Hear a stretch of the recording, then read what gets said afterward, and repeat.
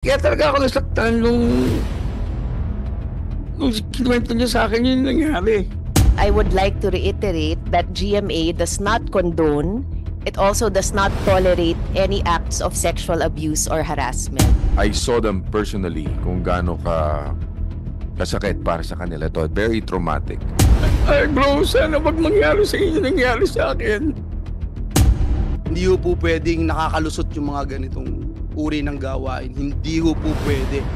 Hindi lang ako makapagsalita ng mas masama pang salita pero gustong gusto ko na po sabihin, no? Pero nag-aalala sapagkat mataas po ang blood pressure ng ating kasama sa industriya na si Ginoong Nino Mulak.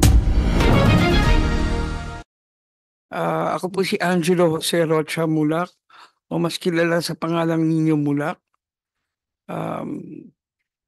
I have been in this industry for 50 years now. Ako po ay 52 years old pero nagsimula po ako nung ako po ay 2.5. Kaya halos buong buhay ko po ay inilaan ko na sa industriyang ito. At hindi naman po siguro lingid sa kaalaman ng karamihan. Ang pamilya ko po ay talagang dito rin umiikot ang mundo sa industriyang ito, no? Ang aking ama ay si Alexander Mulak, na isang producer. At siya rin po ay naging chairman ng Philippine Movie Producers Association na nag-design ng scaling system ng sharing ng sinihan at ng producer. Yun po yung naging kanyang ambag sa industriyang ito, no? Ang aking nanay ay isang artista rin. At si Amalia Fuentes po ay siguro po ay kinilalang Queen of Philippine Movies. So si Aga Mulak, si Arlene Mulak, Almira Mulak, si Alonzo Mulak, si Atasha, si Andres. Talagang dito umiikot yung mundo ng mga Mulak.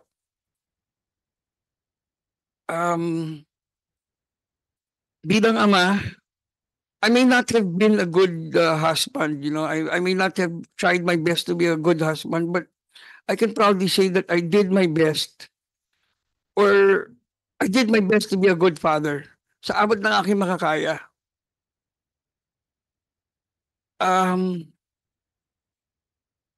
Yung mga anak namin, tinuruan namin maging magalang, maging marespeto.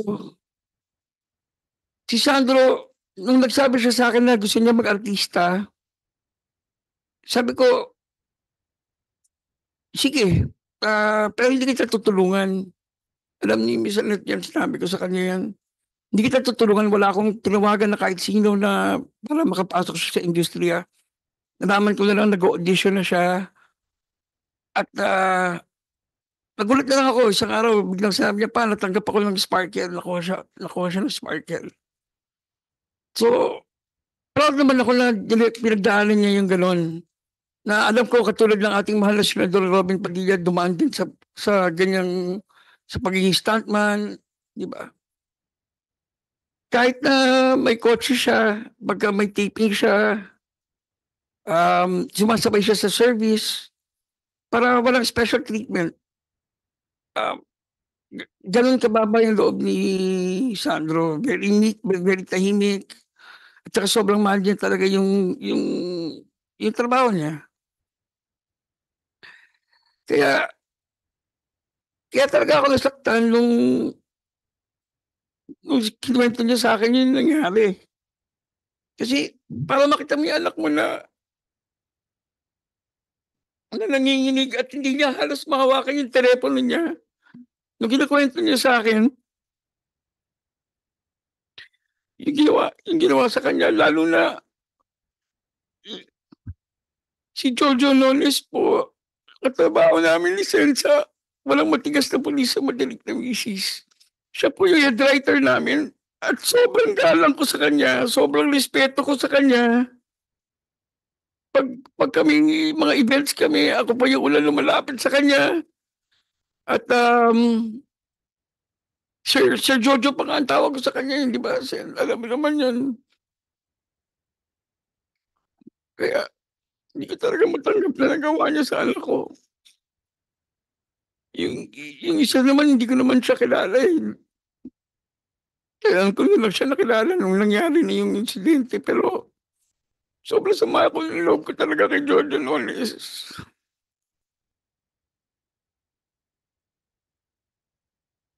kung makita niyo lang po yung anak ko talaga. Kung paano niya kinuwento sa akin. Tapos nalaman ko pa na bago niya kinuwento sa akin, kinuwento niya mula sa kapatid niya, si Alonso Mulak na dating child star din. Sabi sa akin ni Alonso, sinabihan daw siya ng kuya niya na ay bro, sana wag mangyari sa inyo nangyari sa akin. Sa kanya kasi ulo sinabi ni Sandro, yun nangyari. Kasi sa akin, yun. Nakakasama na lang talaga ng loob dahil kung kaya na lang gawin sa hindi ko naman po binubuhat yung aming bangko pero sa isang pamilya na talagang malaki na ang naging contribution sa industriyang ito. What more sa iba? What more sa mga baguhan? Hindi ko naman sinasabi talagang may ginawan sila na iba pero di po ba kung nakaya na lang gawin sa isang pamilya na talagang may pundasyon na sa industriyang ito, what more sa iba?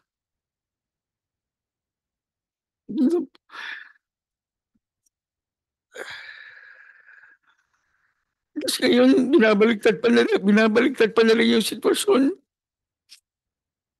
Hindi ko sinasabing GMA, binabaliktad nila Jojo at ni Richard yung nangyari sa mga comments nila, sa mga press release nila. Yun lang, nakakasama ng loob na kung sino pa yung may sala. Yun pa yung nagagawang magbaliktad na storya. Kahit sino naman sigurong ama or magulang, ganito rin ang mararamdaman para kay Sandro. Ngayon po, right now, he's undergoing counseling. Di po na banggit ng NBI, pero nandun po si Sandro ngayon sa NBI, sa Behavioral Science. Right now, he's undergoing counseling. Yun na po. Maraming salamat po sa lahat ng sumusuporta at nagpakita ng concern kay Sandro. At maraming salamat din sa ating mga mahal na senador na nagbigay ng oras para mag-attend din sa hearing na to. At sa lahat ng mga concern, salamat po. Yun na po. Mag-suspend muna tayo ng 1 minute po. Check lang.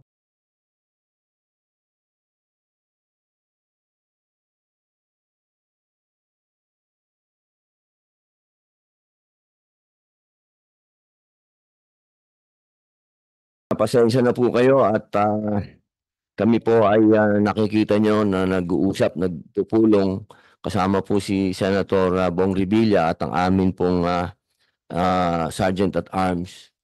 Kami po ay nag-aalala sapagkat mataas po ang blood pressure ng ating kasama sa industriya na si Ginoong Ninimulak at pinapaliwanag po namin sa kanya na kailangan po mabigyan siya kagad ng medical attention pero gusto po niyang ituloy pa rin.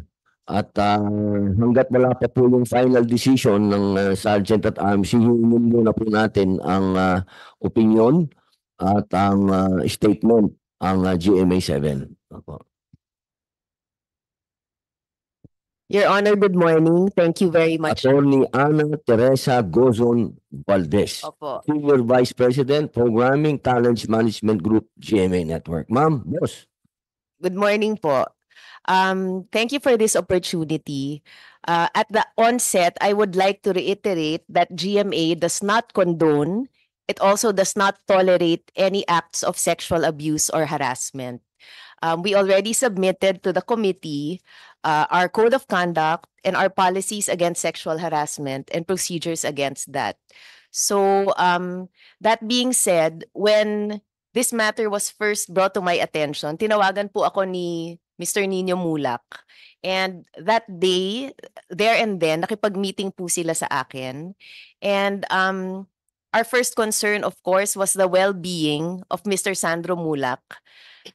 We immediately asked them if they wanted counseling services, and we facilitated their first counseling services. At that point, katulad nga ng sinasabi ng lawyer nila, they are very traumatized and they requested for extreme confidentiality. Ayaw nga nila pong magkwento kahit kanino. Kaya I am not at liberty to even divulge anything that they have told me. Sa katunayan nga, hindi sila nagpapa-interview kahit na kanino because they value their mental health and well-being very seriously. That being said, itong events na nasa media ngayon at social media, nangyari ito outside company premises. And although it happened not during an official event, we believe that GMA can take notice of it because the three involved are under contract with GMA. And nung nag-file nga sila ng HR complaint within GMA, and when we saw the allegations, we immediately took jurisdiction over it as an admin case because we feel that there might be a sexual harassment case. So what we did was we immediately issued a preventive suspension order to the two being accused by Mr. Sandro Mulak.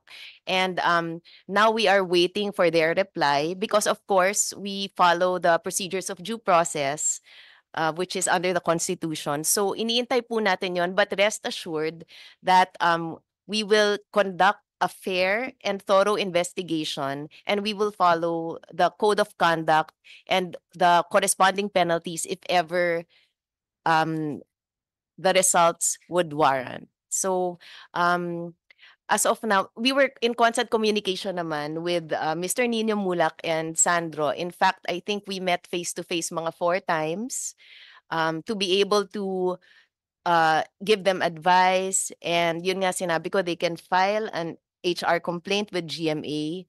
At nung pumutok po to sa media, na hindi rin kasi nila inaasahan na pumutok to sa media, nag-advise na rin ako sa kanila na baka gusto na rin nilang mag-file ng criminal case. Kasi nga, nandyan at the onset kasi we were very careful to keep things confidential para sa well-being ng family and ni Mr. Sandro Mulak. But because of all the social media attention, I think na yun nga, I advise them that they consult with their lawyers and see if they want to file a criminal case. And I think yun naman ang ginagawa, which is, I think, the best so that we will be able to really get to the truth and so that justice will eventually be done. Ma'am Annette, malinaw po na yung dalawa, sinasabi niyo po na sila ay hindi regular. Hindi Na po sila employee. regular employees. Opo. Ano po ba yung para po sa kaalaman? Kami po kasi naiintindihan po namin yung contractual Opo. sa pelikula at sa television. Pero sa mga kababayan po natin, hindi po nila naintindihan yung ano po ibig sabihin? Sila po ba, may opisina po ba sila sa GMA? Wala po. Wala Wala po silang opisina. sa Ano GMA. po yung kaugnayan nila? Parang finished product na po ang binibigay sa inyo? Opo, si Mr. Jojo Nones po ay director ng isang soap opera ngayon. Si Mr. Richard Cruz ay creative consultant sa drama. Depende ho dun sa soap opera. Hindi po sila regular employee, sila po ay tinatawag na independent contractor because they are persons whose skills and expertise are very specialized, and the method and manner by which they perform their task or their job is not under the direct control or supervision of GMA. Parang output-based po. Hindi po sila 9 to 5 na tinatawag. Hindi Yung po, gano'n. hindi Yung po. may, ano ba Concerned tawag po po kami doon? sa Time output in, nila. time out. Gano'n. Opo. Pero despite that po, nasa contract nila that they are bound by the policies of GMA, and that would include the code of conduct. Kaya po ay despite the fact that they are independent contractors, we can still take jurisdiction over the HR complaint filed by Mr. Sandro Mulak, and we can still apply our code of conduct to this case. Opo, ibig niyo pong sabihin, halimbawa po, kapag ka nagkaroon po ng paglilitis sa korte, katulad po ng sinabi kanina ng ating idol senator, na hindi po ito korte. Hindi, wala po tayong nililitis dito. O, ang linaw-linaw po ng sinabi ng ating senador. Kaya, aasahan po ba namin na pag kayo po ay nagsagawa na po ng inyong sariling investigasyon, dahil gumagawa po din kayo ng sariling investigasyon, at kung ano man po ang magiging investigasyon ng NBI, tutulungan niyo po ang hustisya. Hindi po si Sandro, ang hustisya, na makuha po ang hustisya. Opo. Of course, Your Honor.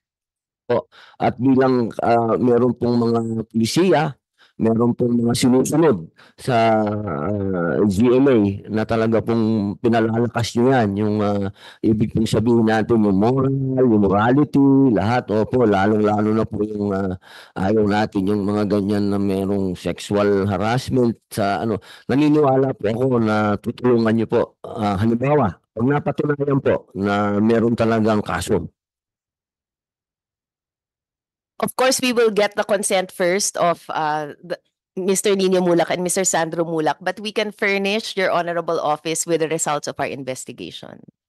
maraming salamat po, Senator. Meron po kayong Well, Mr. Chair, going back to Nino, no, I saw them personally kung gaano kasakit para sa kanila to. Very traumatic. Nung nakita ko nga po yung bata, talagang nanginginig.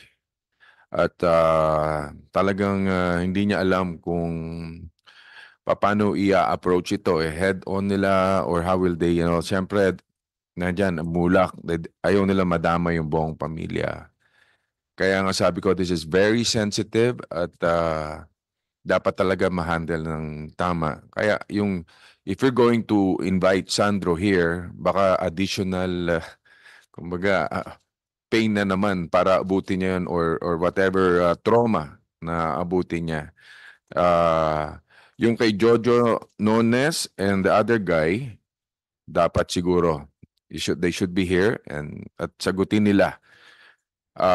Blow by blow kung kinakailangan, kahit na executive session, but at least para maiwasan at hindi na mangyari ulit ito. Very painful, talagang masakit, at when Nino approached me na kung pwede bang makausap ang sa GMA, sabi ko, don't worry, hindi nila ito tolerate yan. And hindi nila kukonsintihin yan, so don't worry. Kaya binigay ko yung number ni Miss Annette. At kaya masasabi ko lang, so ninyo, basta tayo ako yung mahanga sa inyo at kayo'y nanindigan dahil yung tapang na ito, hindi para lang sa inyo. No? Ito'y para sa lahat ng mga kapatid natin sa industriya para maproteksyonan, and you should avoid this na to happen again. So, yun. Thank you, Mr. Chair. Maraming salamat po, Senator Ramon Bong Revilla Jr., Idol. Maraming salamat po. At Sir Nino Mulak, narinig niyo po yung pahayag ng namumuno ng GMA7. Nakakapagbigay ba po ito ng kapanatagan sa inyong kalooban na sila po ay handang tumulong sa inyo basta sa ang pag-uusapan po ay legal na paraan? Oo naman po. Nararamdaman niyo po ba naman yun? Yung kanilang she's been very truthful to me naman. Naging totoo naman siya sa akin magmula nung pag-uusap namin magmula nung una. Opo.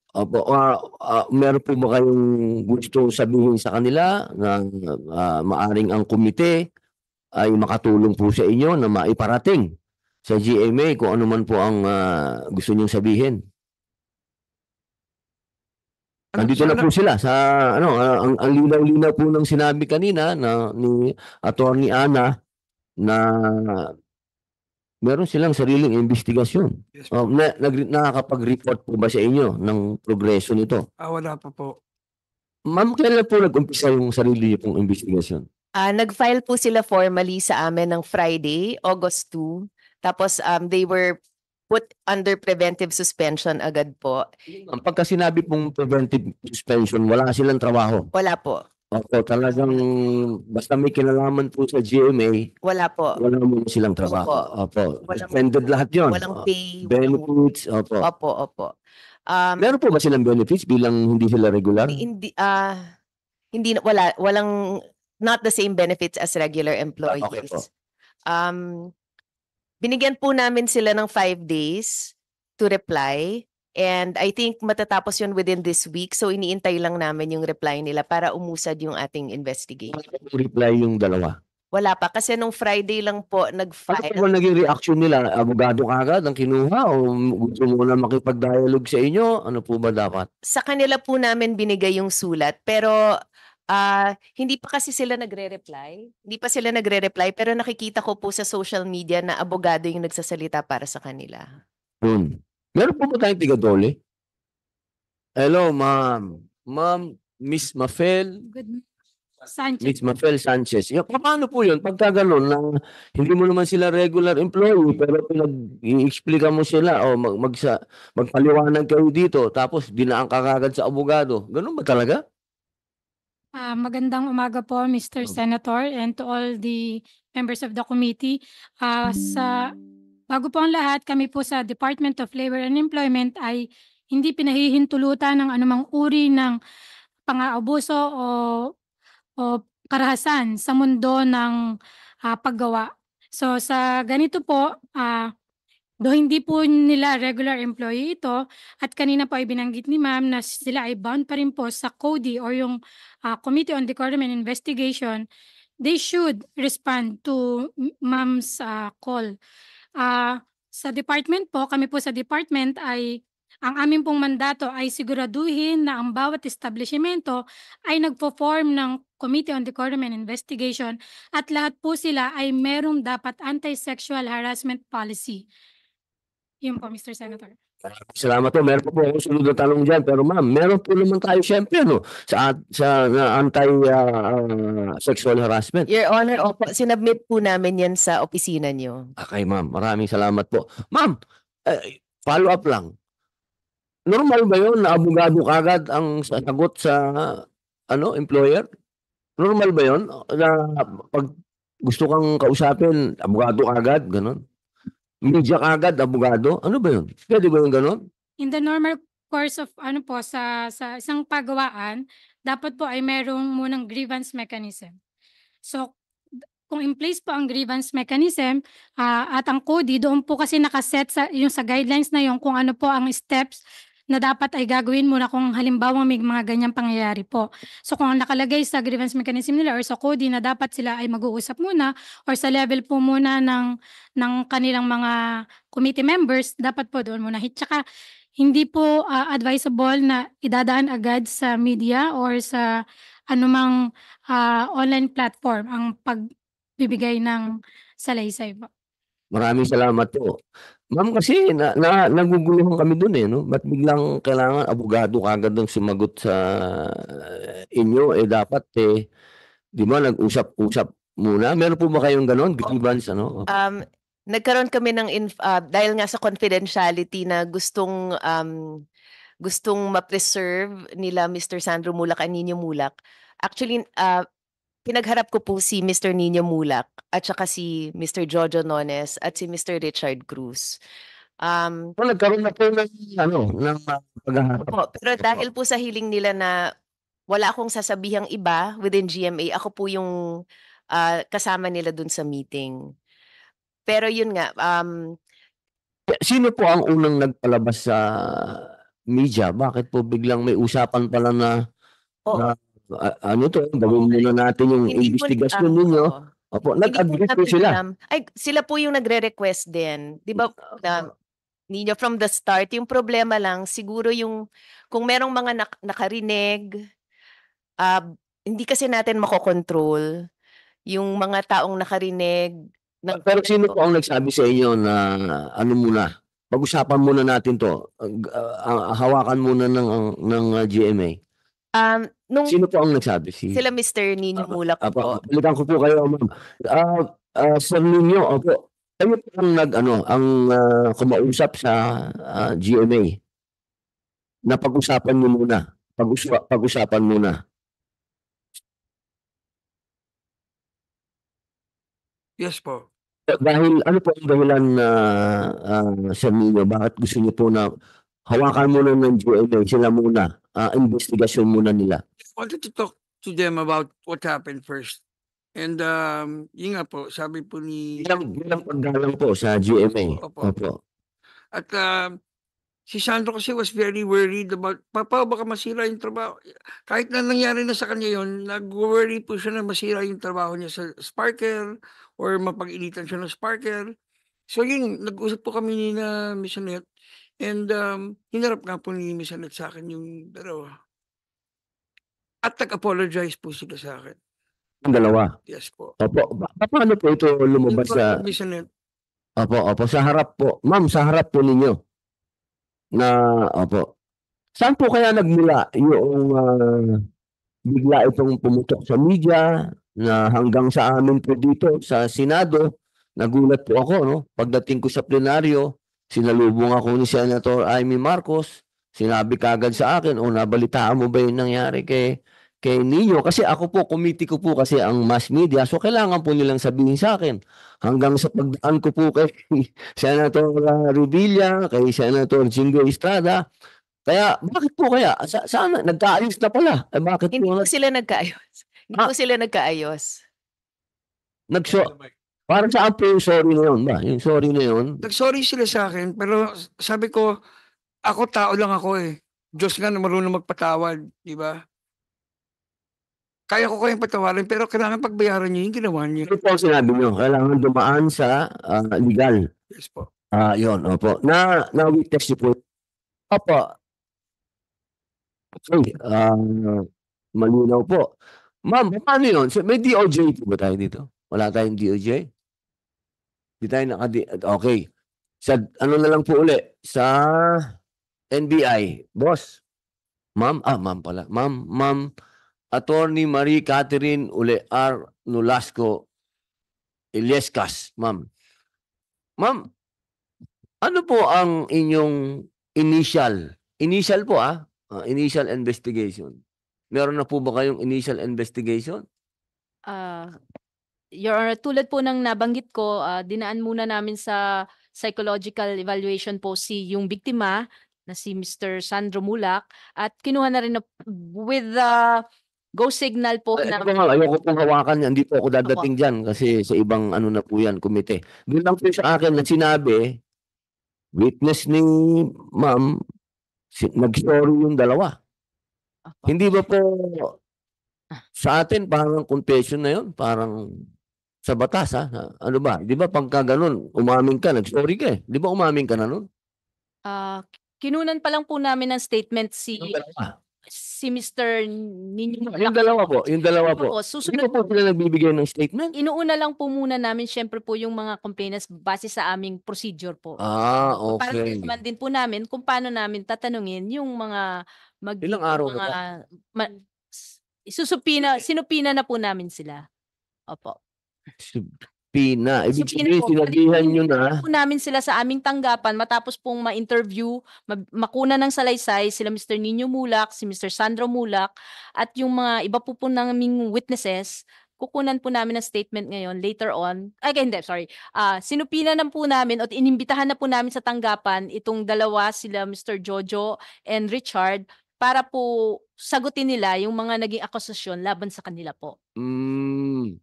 Di ba ma'am, Yes. okay, ganun ba ang normal process? Kasi sa amin, ewan ko, baka, siyempre, iba po ang NBI, nag-aral ako ng criminology at ng rules of engagement sa PNP. Pag may complainant, pupuntahan mo yung akusado, yung inireklamo. Di ba? Hindi pa naman sila akusado dahil hindi pa naman sila napapatunayan may kasalanan, pero inireklamo sila. Di ba? Dapat pupuntahan niyo yun. Ganun kasi, sorry po, hindi ko alam ang rules of engagement ng ng NBI, pero sa PNP, Opo. pag merong reklamo, pupuntahan mo yung, di ba? Your Hindi Honor, po ba sa inyo? sa proseso po kasi hindi naman po ito immediately after the commission of the offense. So hindi po namin sila para arestuhin agad. So dumadaan po na Hindi naman arrestuhin. Hindi, Kasi ano yung kaso eh? Lumaki. yung Di ba, ma'am, ang point natin dito, yung mga ganitong issue, sana, naiiwasan natin masyadong lumalaki. Ang daming issue ng bansang Pilipinas na dapat nating iniintindi. Bumagsak ang stock market sa buong daigdig. Alam naman natin siguro yun. Nagkakagulo sa Iran, nagkakagulo doon. Ang dami nating dapat pinag-uusapan. Ito ang pinag-uusapan ng tao. Sana naiintindihan niyo ako. Sana tayo mismo sa inyong opisina, merong nagrereklamo, aantayin niyo pa ba yun, ma'am, na pumunta? Kung hindi na naman pumunta, parang dito. Parang dito ngayon. Isipin niyo, kailangan pang ma-blood ni Senator Jingo Estrada at mag-motion ng supina para dumating dito. Ma'am, puntahan niyo na. Gusto ko lang sana ang commitment ninyo na sana, pagka okay na ang inyong initial investigation, sana naman puntahan niyo na po itong dalawang ito. Huwag na natin mag-antay pa ng susubpina. At Wala naman tayo sigurong antayin pa natin isubpina namin ng warrant para po bago nyo puntahan. Ang bihira. Lahat tayo, pagka ganyan, baka pwedeng imbitahin ng GMA hindi, wala pa naman tayo inaaresto dito, di ba? Maliwanag po, maliwanag. Wala po. Wala po tayong inaaresto. With due respect, Your Honor, yun po kasi ang aming proseso. Kailangan malaman po namin, opo. Wala sa proseso Kasi mo. nga po, Sana sa pagkakataong ito, sana yung proseso natin, medyo pag nakita naman natin wala kayong nilalabag na karapatan ng kahit na sino. yun nga po, Your Extra mile tayo lahat. Sa panahon ngayon dito sa bansa natin, dapat we walk extra mile, mga kapatid ko sa bayan na naggugobyerno. Huwag tayo masyadong tapak ng tapak. Kung nakikita natin may shortcut naman at wala tayong nilalabag, gawin na natin, ma'am. Ang laki-laking issue nito ngayon. Sobrang laking issue. Yes, Your Honor. Yun nga po yung ginagawa namin is protektahan din yung karapatan po ng ating magiging akusado. Ma'am, Kasi meron dito magbibigay ng proteksyon sa akusado. hindi po, kasi kailangan Dati due process. alam mo na, ex-convict tayo. Alam natin, gusto natin lahat talaga. May boses. Gusto natin lahat protektado. May mga paraan na hindi naman tayo kailangan lumaba. Pwede ka naman tumawag. Tawagan mo yung, ano ba yun? Pangalan ng dalawang yun. Bilang personal mong pakiusap o pwede ba natin itong pag-usap? Ma'am, maraming way. Yes po. Kaya nga Ang po daming way. sila Ito ay personal po agad. plea. Opo. Personal plea ko sa NBI, lalo na sa aking kaibigan, professor ko si NBI Director Santiago. Okay. Professor ko yan. So sana, ma'am, ano lang, walk the extra mile. Alam naman natin, mga abogado kayo. Alam niyo lahat kung ano yung pwede nating gawin ng extra mile. Mr. Chair, Opo. Yes, ito Senator. yung hot pursuit doctrine. Yan. Walang Hindi immediately na nangyari. Hindi, no? Hindi po kasi medyo may katagalan na po. Kaya nga, kung halimbawa, within the, 3 hours, 4 hours, pag nagsumbong sa inyo, pwede yun. Opo, pwede naman po. Depende po sa circumstances. For the information of the Case-to-case basis public. po, opo. Para alam lang ng publiko, ano yung patakaran nyo dyan? Ano yung proseso? Kinakailangan po para sa hot pursuit is kailangan kagaganap lang po nung krimen. The span of what? How many hours? Sa circumstances kasi kaya nga sa hot pursuit po, sa circumstances, minsan po pwede pa siyang hot pursuit kung hindi rin nagkaroon ng pagkakataon yung ating biktima na maisumbong agad siguro sa takot. Depende po sa circumstances. It's really case-to-case basis po. Itong hot pursuit, pwede mo kaagad arrestuhin, di ba? Yes po, kung depende lahat sa circumstances kasi kinakailangan po dito ng personal knowledge. Ngayon, Personal knowledge, yeah. kung meron po kaming personal knowledge dun sa krimen na naganap, maaari ho naming arestuhin agad yung ating akusado or subject. Pero kung meron naman biktima na willing siya mag-cooperate at ibigay niya yung kanyang statement, maaaring isama namin tong biktima na to sa hot pursuit para siya ang mag-identify at yung personal knowledge niya ang gagawin naming basihan para maaresto po yung ating... Tama. So may time yun. Ano ba? 24 hours. Yes po. Yes po. Pwede. 48 hours. Pwede pa rin po. Depende nga po sa circumstances kung Ay katulad nito, sa sitwasyon ilang po. araw na ninyo isang linggo. bago kayo nakapag-desisyon? Para mga 10 days na. 10 Mga days 10 na after. po. Opo. Medyo matagal-tagal. Siyempre talaga yung trauma eh. Hindi mo maalis eh.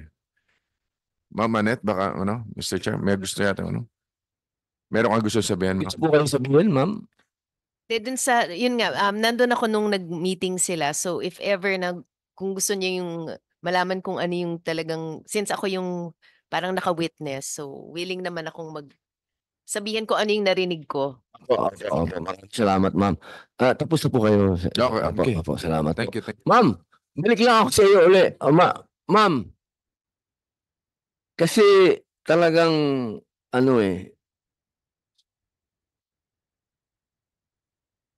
kung hindi natin to, isang bagay ito na dapat wag natin to isang tabi. Okay? Kasi ma'am, showbiz to.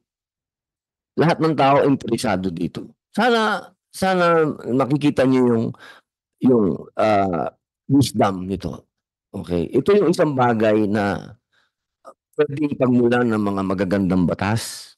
Hindi tayo dito nagpupunta para mag-iskandalo o Mula dito sa pangyayaring ito, pwede tayong makagawa ng mga bagong batas.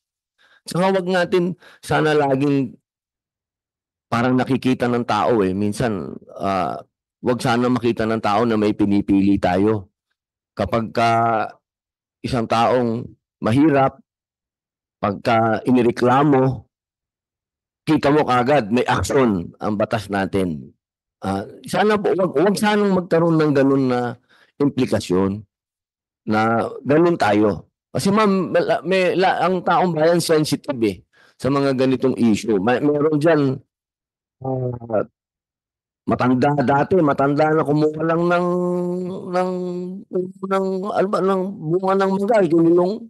Hindi naman NBI yon. Pero kinukwento ko lang sa iyo na yan ang nagmamarka sa ating mga tao. Na pagka mahirap na tao ang inireklamo, ang bilis.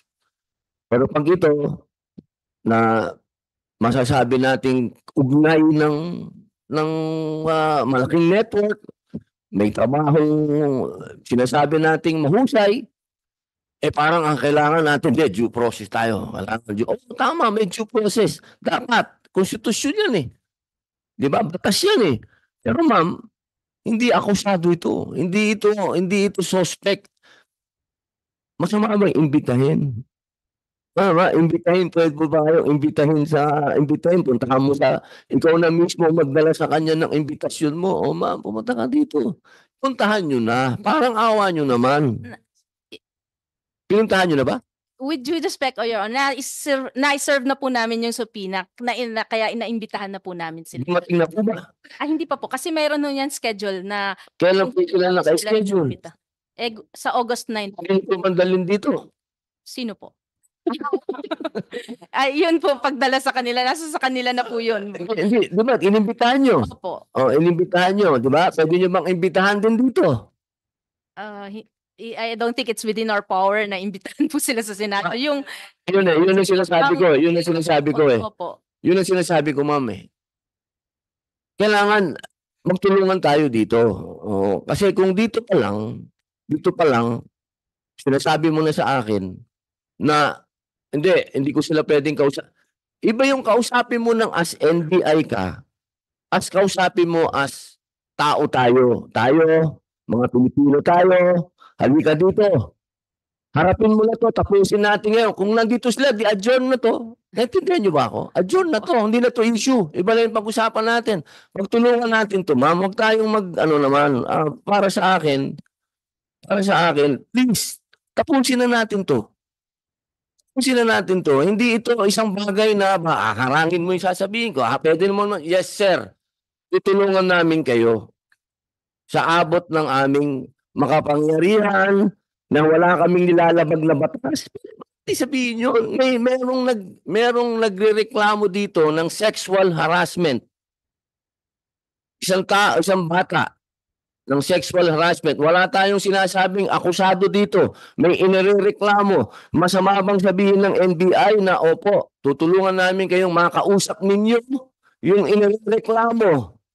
Hindi yung kasama pa kayo sa paghahanap namin na makausap namin yung tao. Isipin nyo, nakarating na tayo sa subpina ng Senado. Ma'am, mahirap bang sabihin yun, attorney, na in your own little way, as a private citizen, pwede mo sa akin sabihin sa akin, na as Robin Padilla, as a private citizen, di mo pwede sabihin sa akin na makausap natin itong mga taong to? Hindi pwede. At kakausapin po natin tong mga taong to. Pero nag-iingat din po kami na lahat ng aming magiging aksyon laban dito sa mga tao Action ng NBI. maging Action mo, ma'am. Kasi Ikaw ang kinakausap ko, attorney. hente ng NBI na ang aking mga gagawin ay base sa investigasyon na pinuprotektahan ko rin po na ang aming mga aksyon ay maaari naming magamit na sapat na ebidensya. Kaya nag-iingat po kami. Ma'am, attorney ka, di ba? Opo. Pagka sinabi mo ba sa akin, tutulungan mo ako, ikaw ay lumalabag sa batas? Tutulungan ko po kayo. Siyempre po. Tapos ma'am, maraming salamat. Ang haba ma'am ng pinosisyon. Ang haba. Sasabihin, tutulungan mo ba ako? Mahanap natin ng katotohanan dito. At yung katotohanan Masyado ko kasing talaga- attorney kagad ma'am. Ang dating, ganun eh. Ma'am, kailangan tayo magtulungan. Magtulungan naman natin ang bansa umabante. Huwag naman tayo puro ganun, ma'am ha? Thank you ma'am. Thank you po.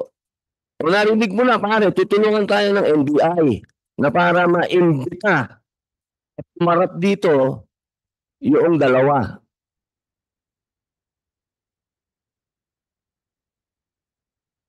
Ano po ang inyong masasabi? Ito po ba yung makakaluwag sa inyong kalooban?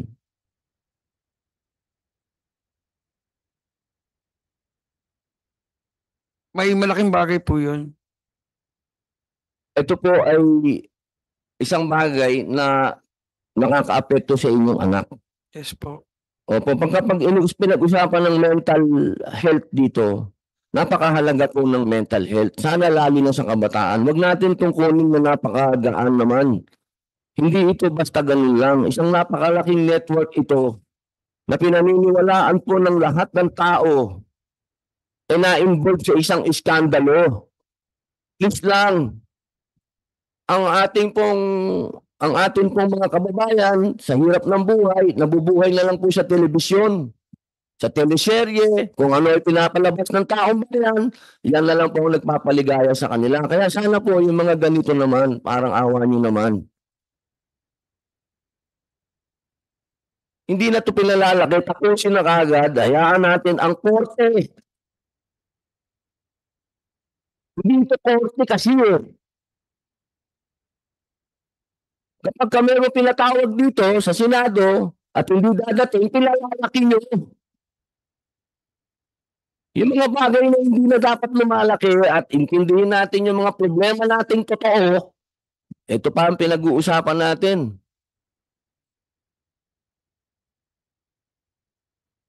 Ano po, 1 minute muna suspension. Ako naman yung magpapa-blood pressure. Ang bihira, oh. 1 minute pala, ano lang po.